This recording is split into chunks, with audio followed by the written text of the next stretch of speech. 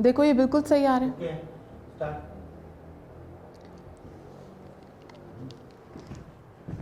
Hello, literature lovers. I'm Nadia Imran, exclusively at Wales College. Today's agenda is going to be about paper 4, that is a drama section, All My Sons, written by Arthur Miller. We are basically dealing with 9695 syllabus. And if you all are aware and may not be, then I would like to emphasize on certain specific details about it. Number one, we need to decide that whether All My Sons is just an ordinary play, or it has to deal with social background, historical background, and even political background. Why Miller actually wrote this play in the time when the Second World War has just ended. Look at the picture over here. It's a hand, and perhaps there's an empty bottle. Bottle of what? It could be some poison. It could be predicted as suicide. So yes, we are dealing with the theme of death, and how intriguing it would be when we are going to explore the various symbols which are encapsulated the entire play. Let's move on to the next slide. So over here I have a picture of this poster basically that was directed by this was actually a play in a Broadway, and it was directed by Vincent Hardy. And I selected this particular picture because I wanted to emphasize upon the details in it, the symbolic references, because Miller is really pushing it further. I'm not telling you what is exactly All My Sons all about. Just have a close look at this picture. Look at this man, holding his hand. This has to be taken as Joe Keller, one of the protagonists, the most important characters, the three-dimensional characters of our play.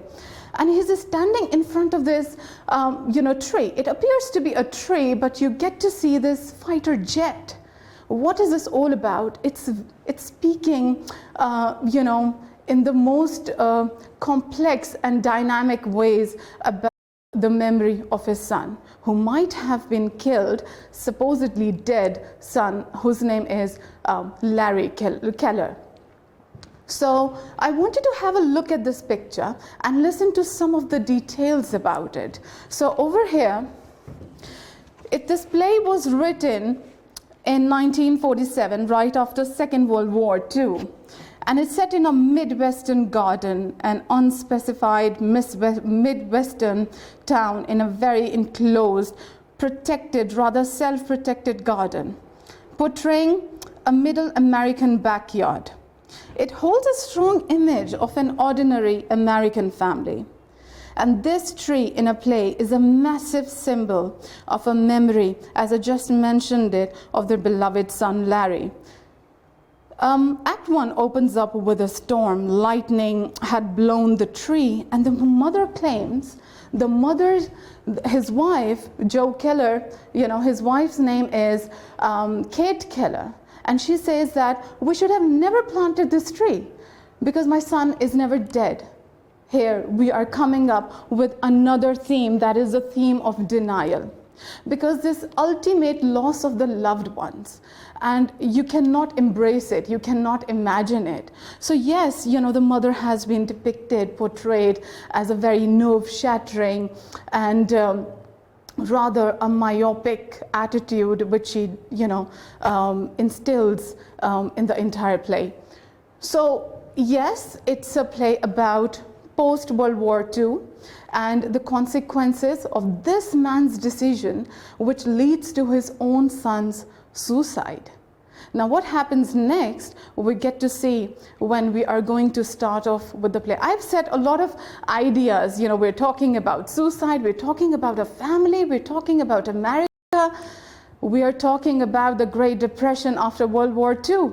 So let's move on with another set of ideas. I'm going to come back to this picture again because this holds important significances again, because I'm going to give you the details of the plot and you would be able to refer accordingly. So our part 1 deals with how to study a play. Follow SQRRR method. Now, what we are doing over here, there can be multiple ways in which you can study a play, but this has always been a literature student's question. What could be, the possible way that I should not get bored and I should be able to write down my comments, annotate, focus upon themes, characters, symbols, style, form, contrasting, details. There are so many things. So what I do with my students, and I hope that it really helps you as well, that it is about SQRRR method. Now what is this? Now S stands for survey research. You need to know the background to your play. You must know it. You cannot just open up a book and say, wow, that's a character, and I just want to go on with that. You need to know why Miller actually wrote this play right after the Second World War. Secondly, we are dealing with questions, because when as I just said it, that it's going to be, intriguing my mind that why did he write it down, and therefore I would have a lot of, questions regarding it. So I need to jot them down. I need to explore the text. I need to travel back in time. And the third one leads to my reading. When I'm traveling back in time and I'm exploring, I'm divulging into these, these beautiful scenes, but I need to make sure that I'm not reading at the surface level.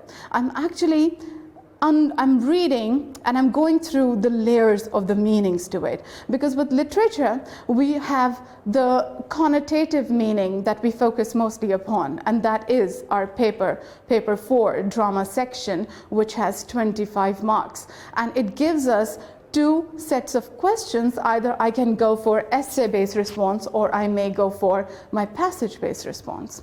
So here I'm reading and I'm annotating it. And then we have recite. I've written deliberately recite, because as literature students we have been expected that I need to refer to the textual evidences. I need to embed and incorporate precisely some of the details, some of the most important parts of the dialogues, because it's a play, it's going to be scripted. So I need to be very assured of some of the remarkable quotes that I'm going to select, and I'm going to filter them, jot it down with me. So how do I do that, by the way? We'll do it by knowing the importance or the significance of the situation, how the scene acts as a catalyst in building the seriousness of the situation, or it could be the character's transition, how the play is progressing. There are so many things that we need to focus on, but it actually organizes me. It gives me a little push, a kickstart to actually start my play in a good way for reading. Then we have review, analyze. R stands for review, analyze, and that's the main idea. I've done in my later slides as well as how we're going to do the analysis of it. It's for me, and it's kind of like 3 sets of strategies. I'm going to share that with you. So on this note, we are moving on with the next slide.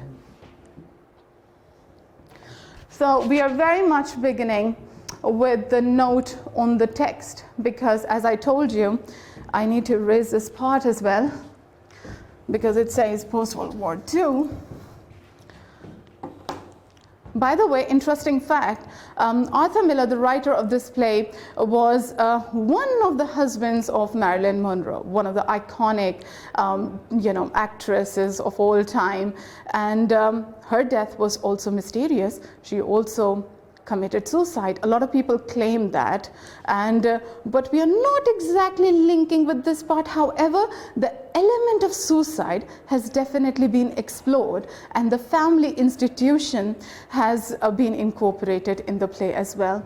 So when we look at this, it is post-World War II drama, 1947. It was published, which depicts a tragic conflict between family loyalties and social responsibilities. That gives me a moment to think. Family loyalties and social responsibilities.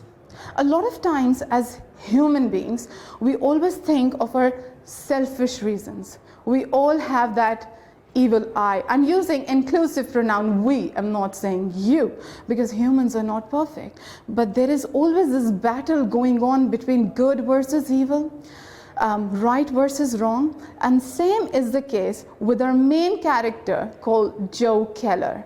He's the father of the house and he is struggling with his conflict. Now look at the way. Joe Keller is deeply devoted to his wife, Kate, and his two sons, Larry and Chris. Larry is the youngest one, Chris is the oldest one. He is willing to make any sacrifice for them as he believes that his family is far greater than even American society. If you notice that we have a flaw over here, we have a flaw. And flaw, what truly defines a character, the main character, which we call in our world of literature the tragic hero. If you're not making a mistake and rising above it, confronting it, you're not a true hero. So can we call him a tragic hero? That leaves us with a lot of debate though. It's quite debatable. Hold on your horses because we're going to explore more. So we have American society at the center of this play, and Miller's appeal to our collective conscience. What is his appeal to our collective conscience? The conscience is within our soul. It's the human spirit with which we need to battle most of the times in order to make decisions. What is the right decision? Should I take it in my favor or should I think of the other people?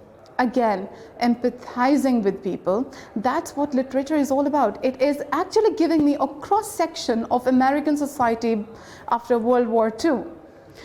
Okay, so, which leads us to the main motive.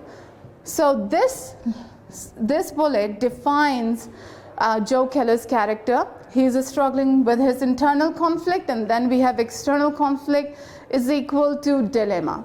A character at the peak of the drama, height of tension, the intensity is too high. What are these internal and external conflicts?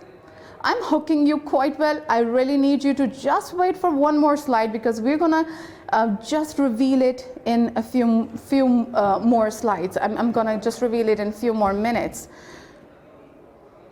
Okay, so interesting fact is that the internal conflict is that of a guilt. Guilt, my students have been quoting, like in Harry Potter, when one of the characters says, innocent till not found guilty. So he is guilty. What did he do? That's we are getting to know right now. All My Sons is based upon a true story, which Miller's mother-in-law pointed at that time, which Miller's mother-in-law pointed out in an Ohio newspaper.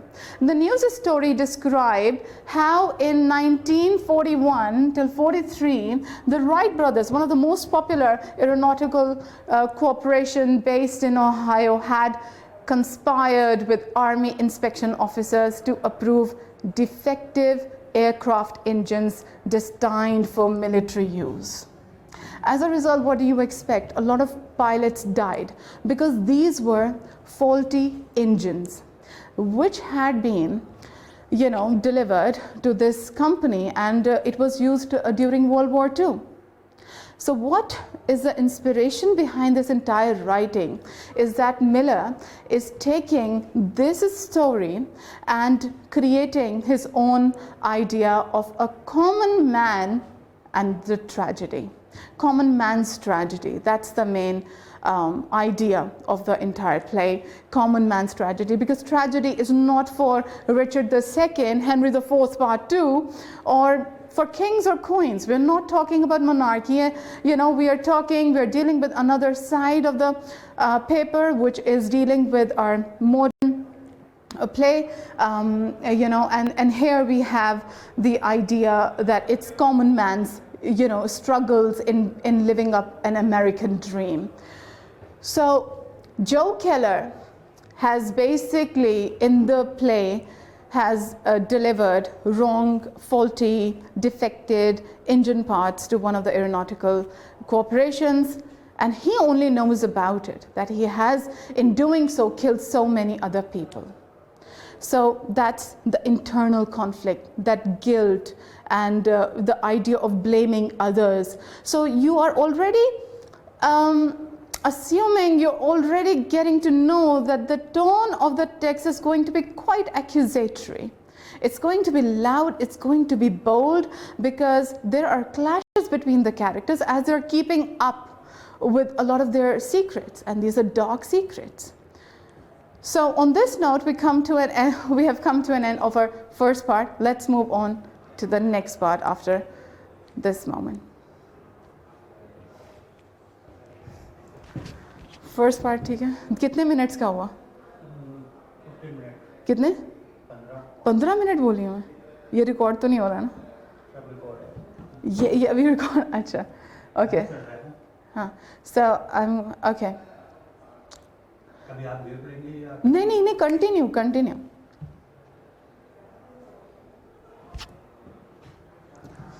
Hello, we are back. So this is part 2, and here I'm going into more details about the themes. Basically, I'm exploring the theme. The first thing when you read a play is you look at the surface level, the issues, the concerns which the writer has been raising. Now look at this very carefully. And I left you people with the idea of guilt, not being guilty, but actually, in the play of having guilt. And I hope it's in all these ways, it's quite universal, because it holds this universal appeal, and it leaves us with a question that, do we actually differentiate between being guilty and blaming someone, and this whole game as how we actually play? So I really want you to think about it and jot down most of the ideas, specifically in Act 1. Now over here, so you get to see, it says, focus on the slide please.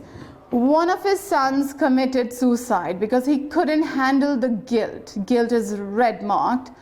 Another is a living dead because of guilt. Living dead. That sounds oxymoron, it's oxymoronic. Living dead. Your soul is dead because you have not been patriotic. You have not been thinking of America, that all those soldiers are to be considered as, the title suggests, all my sons. Note the possessive pronoun, my sons. It's not only about Joe Keller and his 2 sons, it is about the sons of America. So that is what we are dealing with. I hope that you are linking the ideas of the plays really well with the title. So another is a living dead because of guilt. They feel the guilt that the father does not. They over here are the sons, not to forget. Larry considered his family, his sons, prison or kill yourself. So family is in a state of this illusion. What do we call this delusional state of denial? That we are a happy family, or at the surface level we are very good, we are, it's a perfect family of these, late or post, not late, post World War II. But inside there are heavy hearts, and they're struggling each day with their own fears of confronting their, reality. So family illusions are shattered. Everything was an illusion until Anne. Now you must be wondering, who is Anne? She was the fiancée of Larry, who mistakenly, who is supposed to be dead in World War II. I mean, nobody knows yet. So Anne came and brought reality. There was a letter. It was a secret letter which Larry had, given to Anne, and he says that I cannot, because he had a wonderful, functional relationship with his father, Joe Keller, and he could not accept the reality that my father could do such. What do we say? It's next to sin, because you're involved in murdering so many people. You have manufactured, you have delivered, wrong, defective engines, and you are to be accountable for killing those many people. So it is only Anne which adds up being flat character in the subplot, but actually pushing the entire plot forward. So she might not be constantly recurring in the play, but yes, she is very much alert, and Miller uses her presence in the most influential way, that she comes and unveils that Larry, whom you're thinking had gone for War II and just killed over there, being martyred over there, but it's not true. He committed suicide. How did he do that? That's not actually in detail or explicitly given in the play, but we get to know at the underlying meaning when we're reading, so we get to know about it. So brought reality destroyed the falsehood of the family, the falsehood that we're happy, the falsehood that we're rich. We are rich because we want money. Why would anyone do that? It's lust, it's greed for money. Post-World War II, the society is excelling, trying to come out of, not exactly excelling, but yes, they're trying to come out of the depression, the Holocaust that has taken place. So yes, capitalization has been at the center of American society. And with this, we move on. And now these are some of the critical notes which I've written. Now what I'm going to do is, with Wales College students, I'm definitely going to share this, my entire presentation, my slide, and they can take notes, they can actually take notes as well. So let's have a look at it. At a time of flux and fakery, when lies masquerade as truth, we find reassurance in Miller's moral rigor. It's a moral play. It's in the search of this moral dilemma. I already initiated this idea of internal conflict versus external conflict. So the second bullet point, please be very focused on this part. It says, Miller, and I need comments. I wish that you could raise up your hands and say, yes, we can, interpret this, or perhaps link it. I'm sure you must be doing that right now. So we have Miller. Miller is also admired, this is the second bullet, Miller is also admired for his theatrical carpentry. As a literature student, we are expected to use language skills which are to be proficient, which has some specific vocabulary, as we are going to go for academic writing styles. So I'm on the third line, which says, okay, now theatrical carpentry, although in this 1947 work you can occasionally see the joints. The play focuses on Joe Keller, as I have already mentioned, a thriving businessman who escaped a wartime charge of issuing defective cylinder engine heads to combat planes by letting his partner take the rap. Exonerated but hardly guilt-free, Joe is suddenly confronted. Confrontation is another aspect of this play. Suddenly confronted by the consequences of his actions. His wife, Kate, is obstinately convinced. She's definitely headstrong, like we can say. She cannot give up with this idea that, her son is dead.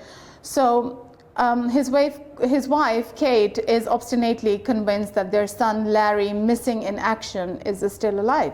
And when their other son, Chris, decides to marry Larry's fiancée, Joe and Kate realize that the pretenses by which they have lived are destined to be exposed. Kate would never want Anne, the fiance of Larry, to get engaged or to be married with the older brother Chris, because she believes that her son is going to come back. Again, this whole idea is to deal with a lot of confusion, perplexity, leading to this greater moral dilemma waiting for all of us. How Joe Keller is going to, overcome, the problems because he made a wrong decision, being the father of the house, the tree, isolated tree in an American backyard. Miller is deliberately doing it to isolate this family, Keller's, the Keller's family, to show that wrong actions can lead you nowhere, because the roots of this tree are linked with the outer world. So it may, your one decision, the father's decision, the one person who controls the house, can affect and influence other people's lives as well. The neighbors, who were Deaver's family. So in the next slide, we are going to deal with that. So although the play grips, it has flaws too. When you will read it yourself, you would realize that it seems unlikely that the fiancée Anne, she would have waited 3 years to reveal a letter explaining Larry's fate. She already knew it, but she kept it with her, concealed, secret. A lot of people, like critics, question how far this was convincing, that for 3 years she kept it as a secret, and then she said, I can marry the older brother, Chris. So that leads to some contradiction as well. Note that down, because that leads to another question. What gives the play its momentum is the force of Miller's message. What is his message in part of the play? In part, the play is an assault on the twin American gods of family and profit. So over here, we are looking at, this Joe is making an excuse, and he said that I'm in a business and I need to do these, can we call him a trickster? Kind of, yes, we can, because he says, that I'm a good man and I'm a businessman and I would do whatever is required to be done on behalf of my family. You are compromising your conscience over family's sanctity. That is the problem of the play. You need to be on the very idea that how this entire play is dealing with the three-dimensional character Joe Keller. But, and then because he is war profiteering, he makes profit out of war. Who does that? As the American critic, Harold Clurman pointed out, Miller's real theme is the way a distorted individualism has replaced the idea of responsibility to the community. With social being comes social responsibility. You cannot take decision with regard to your own family. You need to think of people around you, because they equally respect, and you have this reputation, you're well known. You cannot take a decision that can stoop you down in a way that people would not respect you. Reputation matters the most. So with social being comes greater social responsibility, and Joe Keller does not fulfill that. Has replaced the idea of responsibility to the community. In that sense, it also speaks to audiences today, because hypocrisy, corruption, yes, very much universal themes that we get to explore in more or less all these days. By the way, one more interesting thing, that Miller had written Death of the Salesman, and we did that 2 years back, with my other previous students, and we realized that suicide, family institution, but a dysfunctional family. Please note that I'm using dysfunctional family. Communication gap between the family, generation differences, between parents, and obviously, the children. So we are looking at all of these aspects, and this is very much universal. That speaks to us today. Miller's morality is accompanied by psychological insights. Psychological insights, literature as a subject, and this play, All My Son, is a combination, concoction of political science, seriously, psychology, sociology, world history. So I want you to have a look, and I'm so overwhelmed by the idea that I got an opportunity to record online or to go live in these sessions, because I would be able to speak on behalf of our literature department. And because I truly love this subject, and I want you not to look at the plot frame only, look at the various aspects, angles, dimensions with which Miller is connecting the characters to. So that the depiction of main character largely captures, we have already discussed this part. Now, this is a very detailed character map. It says character map. Now, you must be looking at it in a confused way, but to make it really simple, and my old students will be getting this. Already I have sent you the articles for reading. The research work has been sent to you by email. I have been in contact with you all as well. So over here, I'm going to have a surface level where I can actually tell you what's going on. This is character map. The main protagonist, Joe Keller, over here, and these arrows are depicting the various relationships. So Kate and Joe Keller, spouses. I'm being very explicit. I slow down. Listen to me very carefully. So we've got, we have Kate Keller and Joe Keller, spouses. Now Kate Keller, mother to Chris Keller. What's interesting about this character map is I have strong adjectives I have used to define their characters, because Kate Keller, you cannot think that she is just like a usual typical mother, who has been only crying and looking forward for her son's arrival, and he would return one day. So no, there is more layer to this character.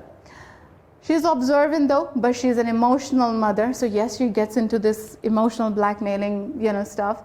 And then we have, so we have Chris Keller, idealistic. They both are contrasting with each other. So Chris Keller, idealistic.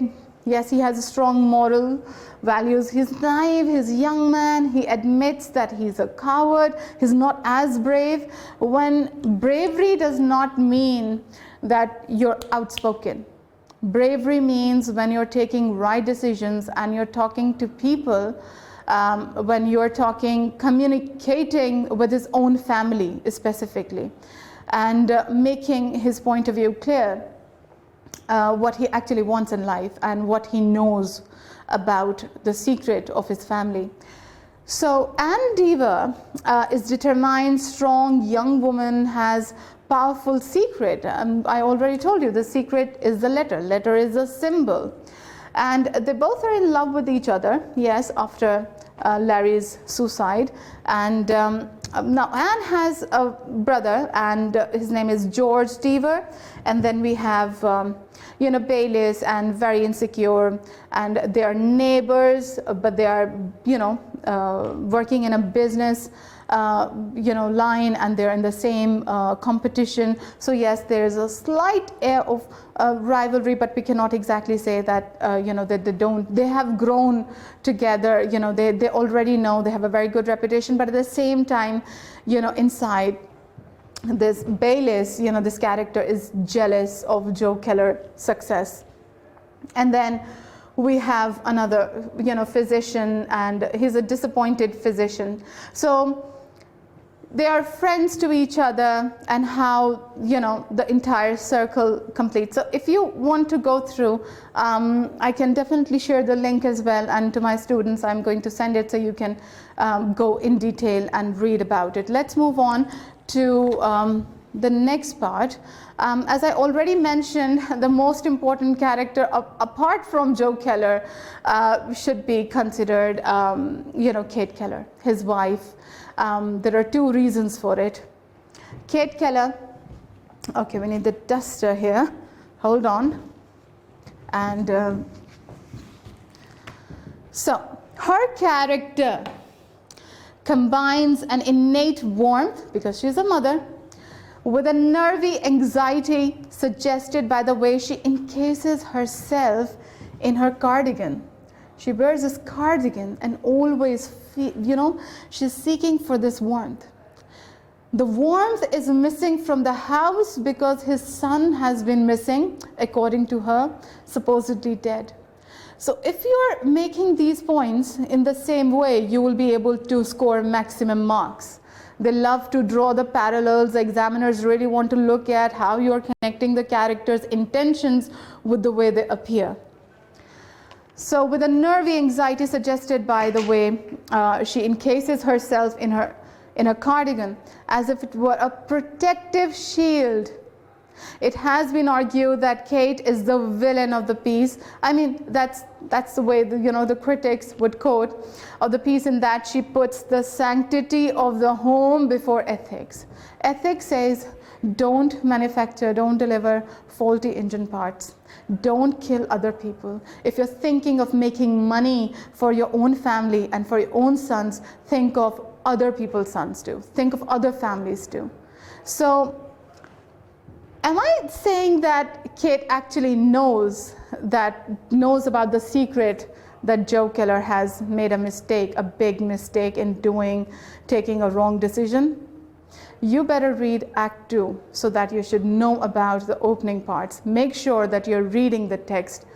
And I have written in parentheses, myopic innocence. Myopic, lacks intelligence. She's observant though, but she lacks intelligence. She cannot see through the characters as such. But yes, at the end of the day, she's highly emotional, and giving into that, people might say things which definitely can hurt her and make her anxious. So you can actually see her facial expressions also. She's this is basically a scene from the very first act where the tree had been struck down by lightning, and she says that I asked you not to plant this tree in the memory of my son, because he's not dead. Nature is not accepting it. Nature is not accepting. Why did you plant this tree? But there is more to it. I'm going to go back to that second slide with this picture of a tree, and in front there's a silhouette of Joe Keller standing. On this note, we come to end of part 2. I'll get back to you in the third part. Thank you.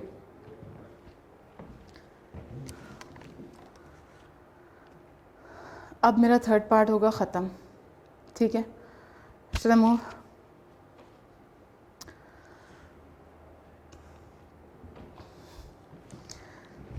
Okay, so here we are reviewing what we have so far discussed and try to point out the various aspects of the play. And we have social responsibility. I've been pause kar dein please.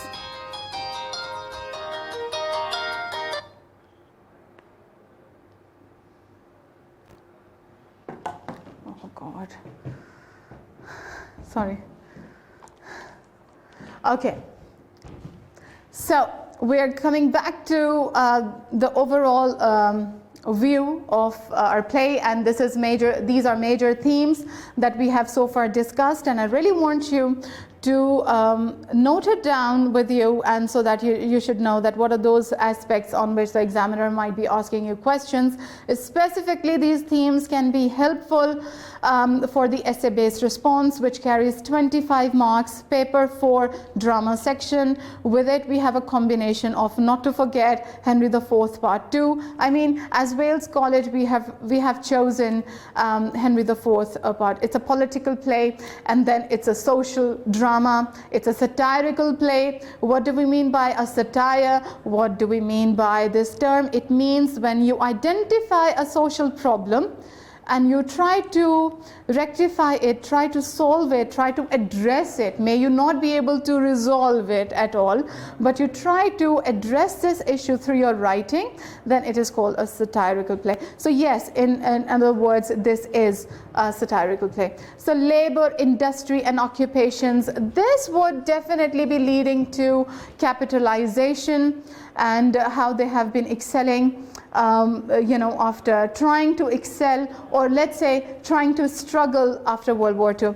War and the American psyche. What do you actually, please explore this idea, psyche, human soul and spirit. You cannot make a business deal out of your own human soul and indulge into a wrong decision.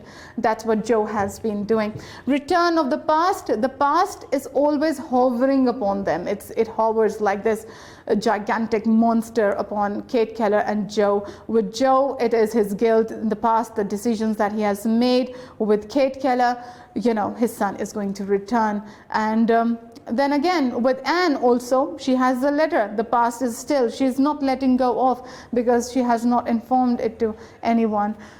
Shame and guilt. I've written and, the conjunction in the middle. Please try to know the difference between it. And then we have suicide. And yes, we have suicide. So we take a break over here. We'll just pause. 1 minute. I'm going to close it. Take care.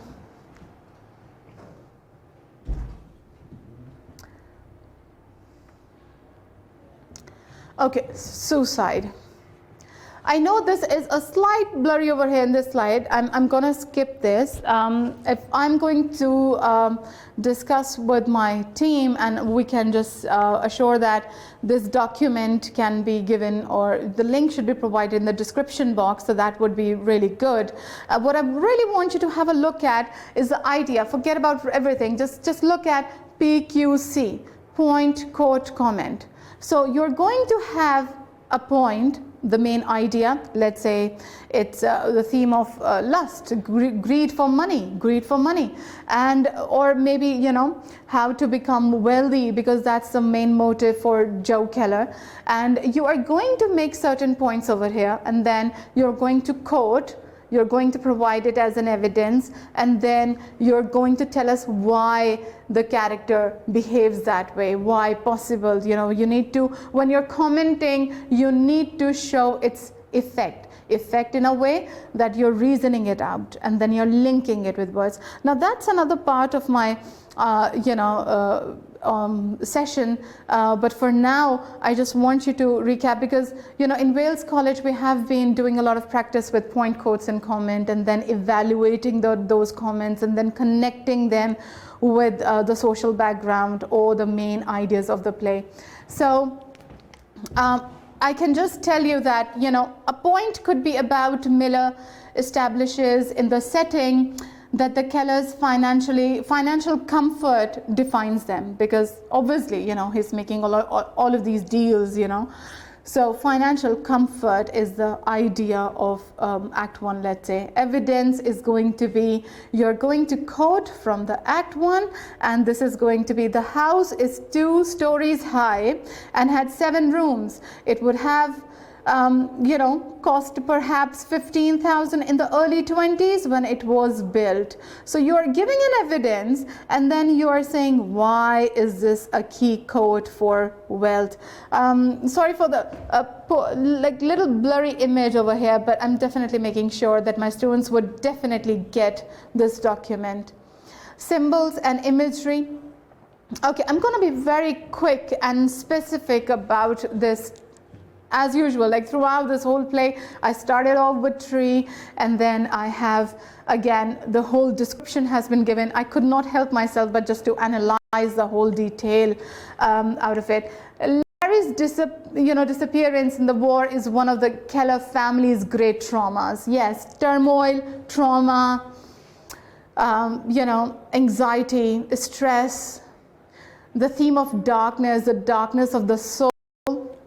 And I'm so ready to call the names of my students. Ali Sajjad, you had talked about the theme of darkness. We actually did, not in literature. Yes, we did in literature. One of our Songs of Ourselves, Volume 2 poem, Darkness poem. It was quite an elaborate one, but we actually discussed in 9093 English language as well. So yes, the theme of darkness and the underlying meaning, by the way, the connotative meaning. And you can further, because I've already discussed these points in great detail, and I just want you to have a quick look, because there can be expected questions, about the use of symbolism, in the play, and to bring out, the emotional or, appeal of the characters, how these characters have been trapped in their own space. They're struggling to come out of it. They are under the fear of their own secrets. So let's move on. And I think this is going to be really important. In this way, the tree serves a complex symbolic purpose. It is planted to symbolize Larry's life, but in fact it underscores to Kate the idea that many believe Larry to be already dead and gone. When the tree is destroyed, Kate chooses to interpret this not as an evidence of Larry's actual death, but of the falsity of any memorial tribute to Larry, since one can't memorialize a person who is still alive. So I've already discussed these points, tree specifically, but yes, this is interesting. Dry socks as a symbol. Dry socks. In a conversation with Anne at the close of Act 1, Chris recounts a brief story of a G1, not G1 actually, this is GI. It is an abbreviation for general items in US Army at that time, for airmen, general items required for their, for themselves. It could be general equipments in that sense. In the war, who offered Chris his last pair of dry socks? Now this is interesting, that during the war we have been given the idea of brotherhood, charity, forgiving and forget. It's all about brotherhood. It's the man of the family who has his sons, like Joe Keller, it's not about his sons, it's all about my sons. I think Miller is calling out all these soldiers, my sons. And so equality, uniformity, and they're sharing. Chris views this gesture and these socks as indicative of the kind of care and brotherhood soldiers show to one another in battle, obviously World War II. And Chris rules the idea that this brotherhood is now lost in post-war materialistic culture. The students who have sociology as in combination would be really able to interpret, because and then my literature students, even if, in fact, if you're not a literature student and you're watching this video, I would recommend you to read this play for your self-development. It's a play that opens up our mind. It makes us think about certain decisions that we as human beings make in our life. And as I said, we all humans, no one is perfect. No one is perfect. We're always making mistakes and learning. So these characters in literature, they prepare us for certain somehow challenges. What if we confront, and how that character, somehow, confronted it or perhaps did not, and what he could have done instead. The possibilities, what he could have done. So then we have, please note, this is highly important, the stark contrast between post-World War II family's moral decline, which Miller is pointing, versus brotherhood charity during World War II. There was a sudden transition in the society, and we have always shared our point of views about it. So dry socks, yes, one of the most interesting motives I've come across. You see this picture, Joe Keller, the father, knowing that my son took his own life. He committed suicide, and what we call catharsis, as in he committed suicide. So we see in the play, we do not have the exact scene. We do not have the exact scene. How did he take his life? But a loud gunshot was heard and they found Joe Keller dead. I selected this picture, and it says, in a way, the knowledge of Larry's suicide cements the end of the play, convincing Kate that Larry is not coming back and revealing that his suicide was based on his belief in his father's guilt. The story sets the reader up for yet another suicide, since there seems little to live for in the lives of the main characters. Why? Think why. So we're justifying, we're trying to justify, because there are multiple interpretations. And Joe commits suicide because he can no longer live with the shame of what he has done. The shocking revelation of what happened to Larry has brought home. So do you actually believe that a person who cannot confront, so it's a brave thing or a coward thing? What I'm trying to tell you in the context of the play is Joe has this fear of confrontation, and he cannot accept the reality that because of me, my son took his own life.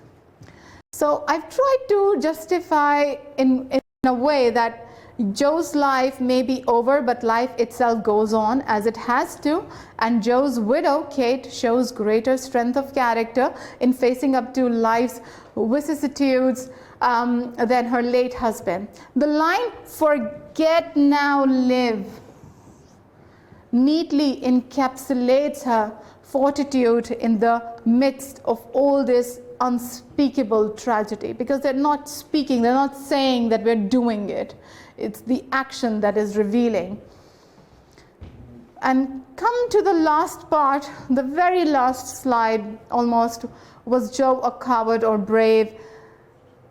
I suppose this is a matter of interpretation. He was afraid of turning himself into the authorities, perhaps. Joe wanted to be a strong leader for his family, and it largely motivated him to break the law in the first place. He wanted to leave behind the business to his sons as a legacy. He was thinking all good, and he feared that not complying with the government's demand for machine parts will put the business at risk. When problems arise, he blames the incident on Diva, the neighbors that, and belongs to, the Diva's family. She's the daughter. And avoid looking back to his family. So blaming, guilt, constantly going hand in hand. And Chris over here, and he must reckon with the fact that he's indirectly responsible for the death of his. I just discussed this part. So the punchline is the authorities do not scare Joe. Appearing weak and guilty in front of his family does, and he takes his life. All the literature students, I would want you to have your line of argument, but keeping in mind because obviously you have multiple interpretations, but the possible interpretations, and that would gain you maximum marks. I'm going to leave you with this question: was it justified that he actually, the main tragic hero, he's committed suicide, the protagonist committed suicide, thinking that he should not deserve to live because his son has been dead too, and with other people's blood, that his hands have been, divulged into. So it's more like, circle coming to its full completion. There's always, so is it a pessimistic play or an optimistic play? Think about that. Thank you very much, all of you, for listening to me, and I hope this had been a very insightful lesson with you. I'm Nadia Imran, and I wish you very good luck, faculty at Wales College. See you inshallah. ये crop कर देना, and में बहुत abrupt हो गया, मैंने एक slide skip की है.